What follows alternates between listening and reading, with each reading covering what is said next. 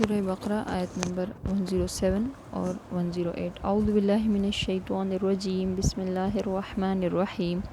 علم کیا تو نہیں جانتا، علم تعلم کیا تو نہیں جانتا، ان اللہ کہ اللہ لہو ملک السماوات اس کے لیے ہے ملک بادشاہت ہے، السماوات آسمانوں،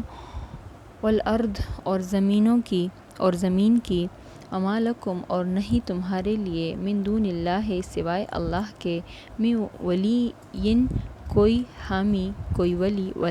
ولا نصیر اور نہ مددگار۔ ام تریدون کیا تم چاہتے ہو، ان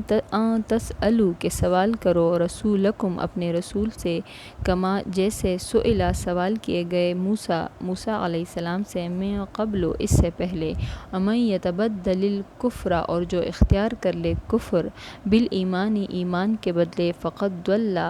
سو وہ بھٹک گیا، سواء السبیل سیدھے راستے سے وہ بھٹک گیا۔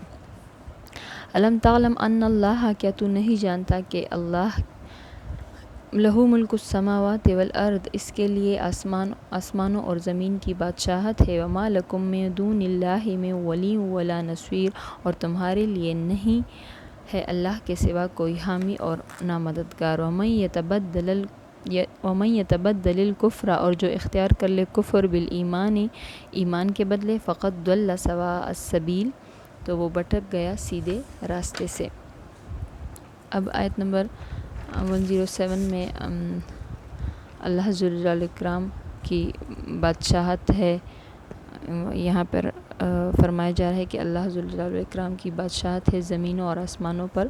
اور اللہ کے سوا کوئی رشتہ، کوئی بھی مددگار نہیں، بلکہ صرف اللہ کی ذات ہے جو ہماری مدد کرتا ہے زندگی کے ہر مشکل میں۔ اب یہود جو ہے وہ طرح طرح کے سوالات مسلمانوں کے سامنے پیش کرتے اور انہیں کہتے کہ اپنے نبی سے یہ بات بھی پوچھ کر بتاؤ اور یہ وغیرہ وغیرہ۔ اس پر اللہ تعالیٰ نے ان کو یہاں پر خبردار کیا کہ جس طرح موسیٰ علیہ السلام کی قوم نے سوال کیے اور ان سے مطالبے کرتے رہے، تو اس طرح تم لوگ بھی محمد صلی اللہ علیہ وآلہ وسلم کو تنگ کر رہے ہو، تو یہ کام تو ایسے لوگ کرتے ہیں جو اطاعت پر آمادہ نہیں ہوتے، لہٰذا تم لوگ ایسے سوالات سے پرہیز کرو جو